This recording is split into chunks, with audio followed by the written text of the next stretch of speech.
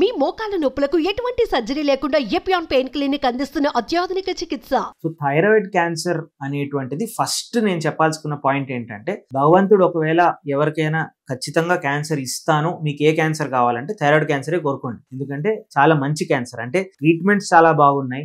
ఒకవేళ తర్వాత ఈ క్యాన్సర్ వచ్చినా కూడా దాని తర్వాత మేము డిటెక్ట్ చేసేటువంటి టెక్నిక్స్ బాగున్నాయి, ఫైనల్ అవుట్కమ్స్ కూడా చాలా బాగున్నాయి. కానీ థైరాయిడ్ క్యాన్సర్స్ గురించి మాట్లాడుకుంటే ముందు మనం థైరాయిడ్ ప్రాబ్లమ్స్ గురించి బ్రీఫ్ గా టచ్ చేయాలి. ఎందుకంటే థైరాయిడ్ ప్రాబ్లమ్స్ అనేవి చాలా కామన్. ప్రతి ఒక్క హౌస్ హోల్డ్ లో ప్రతి ఒక్క ఫ్యామిలీ మెంబర్ కి చాలా మందికి థైరాయిడ్ ప్రాబ్లం ఉంటుంది. కానీ జనరల్ పబ్లిక్ లో ఏమనుకుంటారంటే అన్ని థైరాయిడ్ ప్రాబ్లమ్స్ ఒకే రకమైన ప్రాబ్లమ్స్ అనుకుంటూ ఉంటారు. ఇది తప్పు. థైరాయిడ్ లో మెయిన్లీ 2 రకాల ప్రాబ్లమ్స్ ఉంటాయి.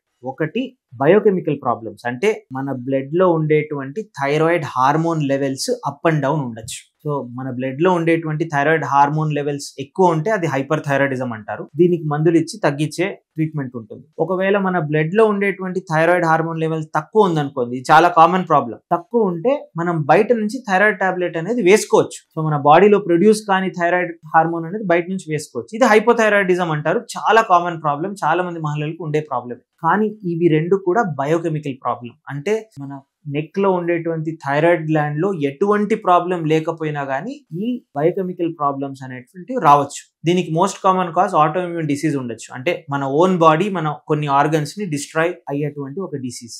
Second type of problem thyroid లో ఏం రావచ్చు అంటే స్ట్రక్చరల్ ప్రాబ్లం. అంటే మన థైరాయిడ్ గ్లాండ్ నెక్ లో ఉంటుంది, ఒక బటర్ఫ్లై షేప్డ్ గ్లాండ్ అనుకోండి. అందులో వేరే ఎక్కడైనా బ్రెస్ట్ లో గానీ వేరే ఆర్గన్ లో గానీ ఎట్లా గడ్డలు రావచ్చో అలాగనే థైరాయిడ్ లో కూడా గడ్డలు రావచ్చు. వీటిని థైరాయిడ్ నాడ్యూల్స్ అంటారు. సో ఈ థైరాయిడ్ నాడ్యూల్స్ కి ట్రీట్మెంట్ వేరే. నార్మల్లీ బయోకెమికల్ ప్రాబ్లమ్స్ టాబ్లెట్స్ తో ట్రీట్ చేశారంటే థైరాయిడ్ నాడ్యూల్స్ ని మనం సర్జరీతో గానీ లేదంటే సర్జరీ అవసరమా లేదా అని ఫస్ట్ డిటర్మైన్ చేస్తాము. అవసరం ఉంటే సర్జరీతోనే ట్రీట్ చేయాలి. సో ఈ థైరాయిడ్ నాడ్యూల్స్ ఎవరికైనా వచ్చిందంటే నార్మల్ గా డాక్టర్ గారి దగ్గరికి వెళ్ళినప్పుడు ఒక సింపుల్ అల్ట్రాసౌండ్ అనేది చేస్తాం. అల్ట్రాసౌండ్ అంటే స్కానింగ్. ఆ స్కానింగ్ లో ఏం తెలుస్తుందంటే ఈ థైరాయిడ్ లో వచ్చేటువంటి గడ్డలు క్యాన్సర్ లక్షణాలు ఉన్నాయా లేదంటే క్యాన్సర్ లక్షణాలు లేవా. ఒకవేళ క్యాన్సర్ లక్షణాలు లేవనుకోండి, నార్మల్ గా ఏమంటామంటే చిన్న గడ్డలు ఉంటే వదిలేసేయండి, ఏం కాదు అంటాం. ఒకవేళ చాలా పెద్దగా కనిపిస్తుంది అనుకోండి, ఆపరేషన్ కి వెళ్ళొచ్చని సజెస్ట్ చేస్తాం.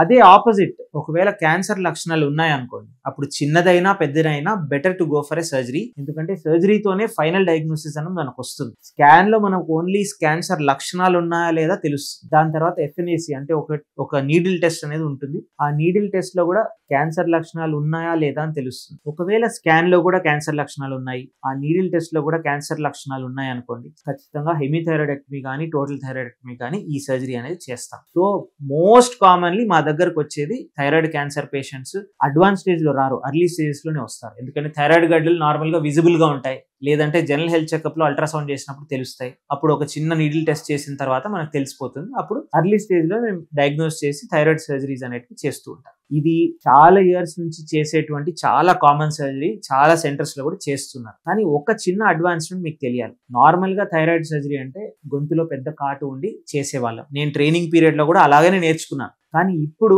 రోబోటిక్ టెక్నాలజీతో మనం నెక్ లో ఎటువంటి స్కార్ లేకుండా చిన్న స్కార్స్ చెస్ట్ రీజన్ లో పెట్టి ఈ మొత్తం సర్జరీ కూడా చేసేటువంటి టెక్నాలజీ మన దగ్గరకు వచ్చేసింది. చాలా మంది పేషెంట్స్ ఆఫర్ చేస్తున్నాం. ఎటువంటి వారు దీనికోసమే వస్తున్నారంటే యంగ్స్టర్స్, యాక్టర్స్, లేదంటే బయట జాబ్ చేస్తూ ఉంటారు, వాళ్ళకి ఇక్కడ స్కార్ ఉండేటువంటి ఫోబియా వద్దు బయటికి పోవడానికి. ఇటువంటి వారికి సేమ్ వే ఓపెన్ సర్జరీ ఎంత సేఫో రోబోటిక్ సర్జరీ కూడా థైరాయిడెక్టమీకి అంతే సేఫ్. ఇన్ఫాక్ట్ కొంచెం టైం ఎక్కువ పట్టచ్చు, కానీ ప్రిసిషన్ కానీ ఆ మ్యాగ్నిఫికేషన్ కానీ చిన్న నరాలు మేము ఐడెంటిఫై చేసి ప్రిజర్వ్ చేసేటువంటి టెక్నిక్స్ కానీ ఎవ్రీథింగ్ ఇస్ సేఫ్.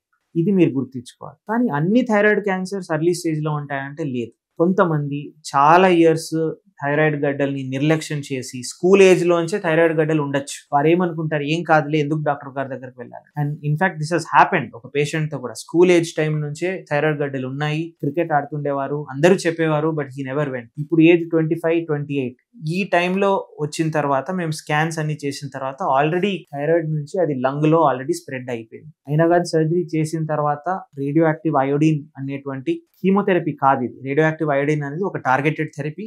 ఇది కరెక్ట్ గా వెళ్ళి ఎక్కడైనా మన బాడీలో థైరాయిడ్ సెల్స్ ఉన్నాయా లేదా అక్కడే యాక్ట్ అవుతుంది. సో సర్జరీ తర్వాత రేడియో యాక్టివ్ అయోడిన్ ఇచ్చాము. ఇప్పుడు చాలా మటుకు రెస్పాన్స్ అయితే వచ్చింది. కానీ అర్లీ స్టేజ్ లో ఐడెంటిఫై చేస్తే ఇన్ఫాక్ట్ ఇది ట్రీట్మెంట్ చేసేటువంటి chances 100%. So why should you lose that opportunity? So thyroid లో ఏ గడ్డ వచ్చినా కానీ దేర్ ఆర్ స్టాండర్డైజ్ ప్రోటోకాల్స్. మీ డాక్టర్ గారి దగ్గరికి వెళ్తే అల్ట్రాసౌండ్ FNAC చేయించుకోండి. అందులో సస్పిషియస్ గా ఉంటే ఏం ట్రీట్మెంట్ చెప్తారో అది ఫాలో అవ్వడం, that is the best way forward.